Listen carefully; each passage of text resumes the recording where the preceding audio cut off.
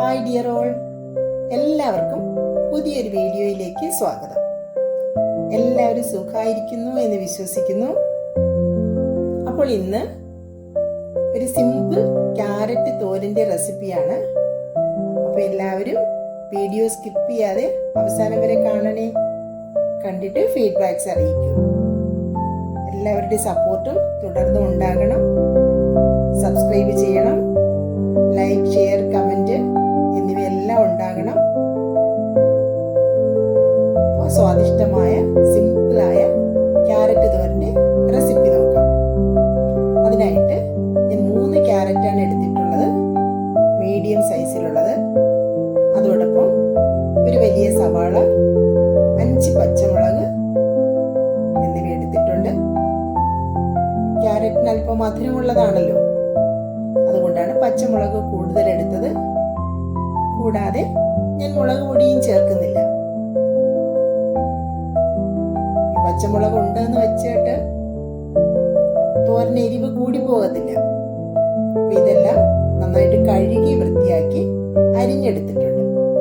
Carrot ചെറിയ ചതുര കഷ്ണങ്ങളായി, അതുപോലെ തന്നെ സവാളയും ചെറിയ ക്യൂബ്സ് ആയിട്ട് അരിഞ്ഞെടുത്തിട്ടുണ്ട്. പച്ചമുളക് ചെറുതായി ഞുറുക്കിയിട്ടുണ്ട്. അതോടൊപ്പം ആവശ്യമായ തേങ്ങയും ചിരകിയെടുത്തിട്ടുണ്ട്.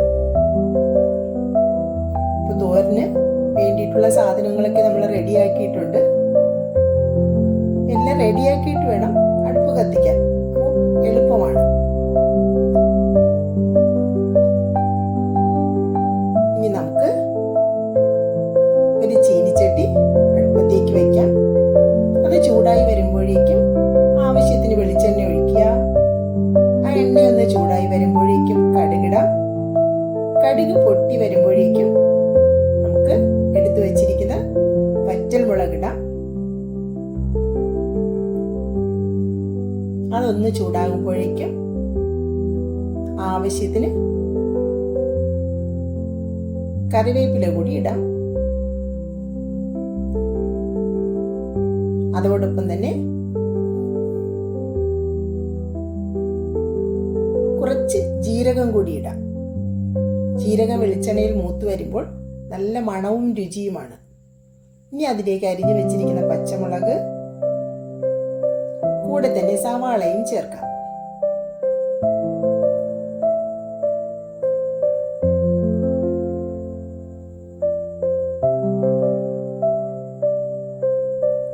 ഇനി ഇതിനെ ഒന്ന് ഇളക്കി യോജിപ്പിക്കണം.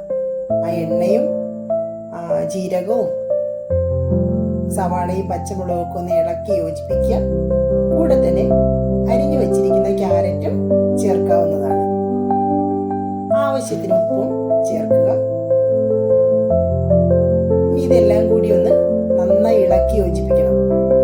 ക്യാരറ്റ്, സവാള, ഉപ്പ് എല്ലായിടത്തും ഒന്നുപോലെ മിക്സായി വരണം. ജീരകമൊക്കെ നന്നായിട്ട് സ്പ്രെഡായി വരണം. നന്നായിട്ട് ലോ ഫ്ലെയിമിൽ വെച്ചാൽ മതി. നന്നായിട്ട് ഇളക്കി യോജിപ്പിക്കണം. അതിനുശേഷം അതിനെ ഒന്ന് തട്ടിപ്പൊത്തി എല്ലാ സ്ഥലത്തും ചേർത്ത് വെച്ച് ചെറുതായിട്ടൊന്ന് അമർത്തി, ചുറ്റും ഒന്ന് അമർത്തി കൊടുത്ത് ഒരു മൂടി വെച്ച് ഒരു 3-4 മിനിറ്റ് മീഡിയം ഫ്ലെയിമിൽ വേവിച്ചെടുക്കാം. അത് കഴിഞ്ഞ് നമുക്ക് മൂടി മാറ്റി നോക്കാം. അപ്പോഴേക്കും ക്യാരറ്റ് വെന്തിട്ടുണ്ടാവും. ക്യാരറ്റിന് കൂടുതൽ വേവില്ലല്ലോ, പെട്ടെന്ന് തന്നെയാവും. വെന്ത് കുഴയേണ്ട ആവശ്യവുമില്ല. റോ ആയിട്ട് കഴിക്കുന്ന ഒരു വെജിറ്റബിൾ ആണല്ലോ ക്യാരറ്റ്. ഇനി ഇതിനെ നന്നായിട്ടൊന്ന് ഇളക്കി യോജിപ്പിക്കുക. അതിനുശേഷം അതിൻ്റെ നടുവിലായിട്ട് ചിരകി വെച്ചിരിക്കുന്ന തേങ്ങ ചേർത്ത് കൊടുക്കാം. തേങ്ങയോടൊപ്പം ഞാൻ കുറച്ച് ജീരകപ്പൊടിയും കൂടി ചേർക്കുന്നുണ്ട്. ജീരകം എന്ന് പറയുമ്പോൾ ചെറിയ ജീരകം, നല്ല ജീരകം, അതാണ്. അതിനെ ആ ക്യാരറ്റ് കൊണ്ട് തന്നെ മൂടി ഒന്നുകൂടി അമർത്തി വെച്ച് അടച്ചു വെക്കണം. അപ്പോൾ ഇത് തേങ്ങയിൽ ആവി കയറാനുണ്ട്. അതിന്റെ പച്ച ചൂയെന്ന് മാറി വരണം. ഒരു 2-3 മിനിറ്റ് തേങ്ങയിൽ നന്നായിട്ട് ആവി കയറട്ടെ. അത് കഴിഞ്ഞ് മൂടി മാറ്റി വീണ്ടും നന്നായി ഇളക്കി യോജിപ്പിക്കുക. തേങ്ങ എല്ലായിടത്തും ഒരുപോലെ സ്പ്രെഡായി ആകെ ചേർക്കുന്ന ഒരു മസാല ജീരകം മാത്രമാണ്. അത് ഉപ്പ് എല്ലാം യൂണിഫോംലി മിക്സായി വരണം. നന്നായി ഇളക്കി യോജിപ്പിച്ച് മീഡിയം ഫ്ലെയിമിലിട്ടുക. 2 മിനിറ്റ് അങ്ങനെ തന്നെ ഇരിക്കട്ടെ. അപ്പോഴേക്കും നമ്മുടെ സ്വാദിഷ്ടമായ വളരെ ഈസിയായ ക്യാരറ്റ് തോരൻ റെഡിയായി കഴിഞ്ഞു. നമുക്കൊരു സെർവിങ് ഡിഷിലേക്ക് മാറ്റാം.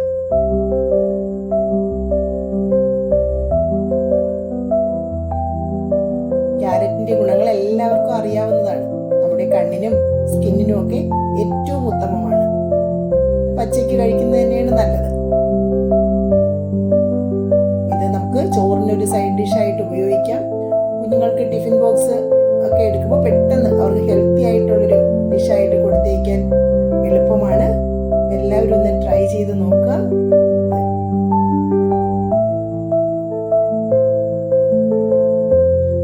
ഫീഡ്ബാക്ക്സ് അറിയിക്കാൻ മറക്കരുതേ. എല്ലാവരുടെയും സപ്പോർട്ട് ഉണ്ടാവണം. സബ്സ്ക്രൈബ് ചെയ്യാത്തവർ സബ്സ്ക്രൈബ് ചെയ്യണേ. ലൈക്ക്, ഷെയർ, കമൻറ്റ് എല്ലാം ഉണ്ടാവണം. Thank you for watching. Thank you all. Please like, share, comment, subscribe and support. Thank you.